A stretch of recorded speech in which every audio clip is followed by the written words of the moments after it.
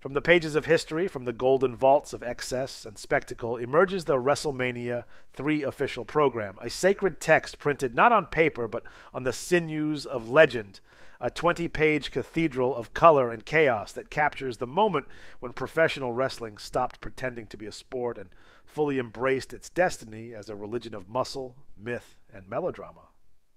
The cover alone radiates with energy, emblazoned with the date March 29th, 1987. The words Pontiac Silverdome etched like prophecy. And the centerpiece? A collision for the ages. WWF World Heavyweight Champion Hulk Hogan versus the undefeated, unmovable force known as Andre the Giant, managed by the nefarious and silver-tongued Bobby the Brain Heenan, who slithered his way into the heart of betrayal and turned a hero into a monster. The program opens with the full match card, a lineup so overloaded with star power it could have powered the Detroit auto industry for another decade. Roddy Piper versus Adrian Adonis in what is billed as Piper's retirement match. The Wild Scotsman defending not just his honor, but the spirit of rebellion itself against the flamboyant cruelty of Adonis. Randy Macho Man Savage defending the Intercontinental Championship against Ricky the Dragon Steamboat, a rematch months in the making and revenge marinated in fury after Savage crushed Steamboat's larynx with a ring bell. And now George the Animal Steel, part protector, part chaos agent, lurks in Steamboat's corner, driven by a tender obsession with Miss Elizabeth. The Hart Foundation, at their nastiest and most conniving, teaming with crooked referee-turned-wrestler Danny Davis to take on the British Bulldogs and Tito Santana in a six-man tag where retribution, not victory, is the prize. Jake the Snake Roberts, slithering through shadows with Alice Cooper, yes, that Alice Cooper, in his corner preparing to strike the honky-tonk man, a rhinestone coward with Jimmy Hart in his ear and a guitar always ready to swing. And then the kings and monsters arrive. Harley Race, self-declared king of the WWF, puts his royal ego on the line against Junkyard Dog in a match that demands the loser bull before the victor. Billy Jack Haynes clashes with the Herculean Hercules Hernandez in a battle of full Nelsons and unbending willpower. Hillbilly Jim joins Little Beaver and the Haiti Kid to take on the mammoth King Kong Bundy and his miniature marauders, Lord Littlebrook and Little Tokyo, in a match so bizarre it could only exist on the grandest stage of them all. Brutus Beefcake and Greg the Hammer Valentine, managed by Johnny Valiant and collectively known as the Dream Team, take on the rising Rougeau brothers, Jacques and Raymond, whose technical excellence is matched only by their unbreakable brotherhood. Butch Reed, the natural, faces the energetic and high-flying Coco Beware, Parrot and all, in a clash of style and substance.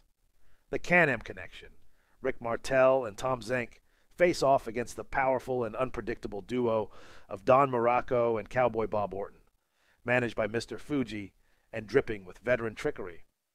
And in a Cold War-era curtain-jerker, the Iron Sheik and Nikolai Volkov challenge the Killer Bees, Brian Blair and Jim Brunzel, in a tag match that plays out like a geopolitical fistfight. The program doesn't stop at the matches. It paints each one in hyper-vivid strokes like murals on the Sistine Turnbuckle. Hogan and Andre are presented as gods on a collision course with a text that speaks of betrayal, of friendship shattered, of a 3-year title reign threatened by a 7'4" behemoth who once stood by Hogan's side but now aims to break him in half, driven by the whispered poison of Bobby Heenan. The write-up recounts Hogan's emotional resolve, his promise to body slam the giant and defy nature itself, and Andre's grim silence, a mountain ready to fall. For Piper and Adonis, the tone is theatrical. Piper, ready to ride off into the sunset, is lionized as a rebel with a microphone and a right hook, while Adonis is portrayed as grotesque and arrogant, his flower shop persona, the antithesis of everything Piper stands for. Savage and Steamboat section reads like Shakespeare, hatred, injury, obsession, and redemption, a match promoted not just as a title bout but as a reckoning, a chance for Steamboat to reclaim not just his voice but his pride. Each manager is given their due. Bobby Heenan, the puppet master.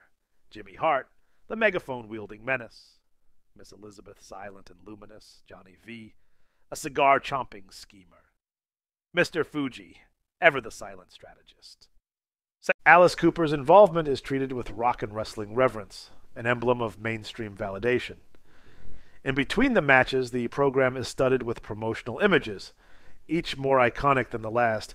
Andre looming over Hogan like a skyscraper threatening to cast eternal shadow. Steamboat mid-pose, the embodiment of martial arts grace. Savage's eyes burning with madness beneath his sunglasses. Bundy, enormous and impassive. Piper in his final war paint, sneering defiantly at the end of the road. The print quality is glossy, the colors saturated, every inch of the page a carnival of showbiz and sweat. Advertisements push Coliseum video releases, merchandise catalogs, and upcoming tour dates like they're essential scripture. Even the photo captions hum with bravado. When Hillbilly Jim flexes, it's not just muscle, it's Americana. When Valentine stares into the camera, it's not a photo, it's a threat. The WrestleMania III program doesn't just preview an event, it mythologizes it in real time. And as the pages turn, it becomes increasingly clear. This isn't just a program. It's a war map, a gospel, a collector's prophecy. It encapsulates an era when wrestling was loud, proud, and unashamed of its theatrical roots, when every man in tights was a hero or a villain or both, and every finish was a full-blown emotional climax. The event would draw over 93,000 to the Silverdome, but this program makes it feel like millions more were part of it through these pages. It is not just history, it is scripture. So if the bright lights of the past still burn in your memory, if the chords of Real American still send shivers down your spine, if the names on these pages summon images of elbow drops and guitar shots and atomic leg drops, then do us a favor. Like this video. Share it with a fellow wrestling fanatic and subscribe for more deep dives into the sacred scrolls of wrestling's past. Because this wasn't just a wrestling show. This was WrestleMania III, and this has been from the pages.